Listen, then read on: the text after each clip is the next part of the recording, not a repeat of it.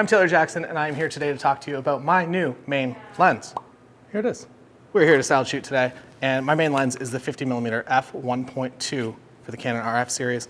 I love this lens because it is so versatile in a wedding day environment, in a styled shoot environment, in a portrait environment, really in any environment that you could find yourself in. I said the word environment too many times. So as you can see here, very beautiful shallow depth of field when shot at f1.2. This is the Canon R3, by the way. It also comes with this lens hood. Wow, right? I put it on upside down. And when photographing a cake, that's what it looks like. That's the straight out of camera version. Like, you're pretty much done. You don't really need to do a whole lot to that frame. The autofocus very quick, and also, as you can hear, silent. Mostly. It does make noise, but it doesn't make noise that even if you had a shotgun microphone, I don't think that it would pick up. So we talked about this. I have a full video that we shot an entire wedding day on this 50, and the only downside is that you can't quite make it a macro, so you can get this close. So that's about as close as you can do a ring shot. Maybe you can get a little marginally closer. Is it good enough? If you have a 45 megapixel camera, maybe it is. If you have a 20, 24 megapixel camera, I don't know. It's for you to decide. Also, the one and maybe the only negative is the fact that it's heavy.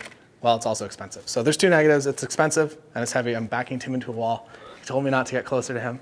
It's heavy and it's expensive, but if you are a professional and you're looking for that number one tool to do your job, this is definitely a tool that will I don't know, make all your wildest dreams come true, get you a free cruise, get you on a private jet. What else do you want? Tigers as pets. Tim wants a tiger as a pet. One question that does come up from time to time: why don't you just shoot an entire wedding day on a 24-70 f2.8? And it's honestly because I enjoy shooting wide open. I like to shoot wider than 2.8, which basically means you get shallower depth of field, things look prettier, you can hide things easier in the background. And I find it to be a very useful tool for a wedding day, for really anything that I do in photography. I'm always trying to clean up backgrounds and frame things out.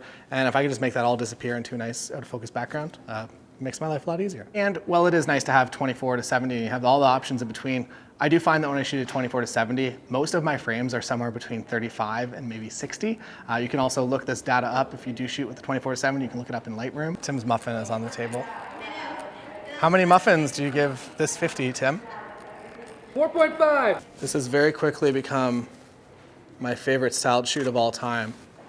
Look at those pancakes. I've never seen no pancakes like that before. I feel like I was too aggressive with my eyes on that. I'm sure you've seen pancakes before at maybe f4, maybe f8. f8 is great, but have you seen pancakes at f1.2? Because they look pretty good. And those are my thoughts on the Canon 50mm f1.2L for the Canon RF mirrorless series. There's a lot of letters and numbers. The 50mm, the L glass 50. I'm super happy with it, and it is an incredible main lens. And if you're considering it, I do not think that you'll be disappointed. Just make sure that you do your workout before you shoot your first wedding with it, because you might be a little, I don't know, it's not that heavy. It's fine. See you next time.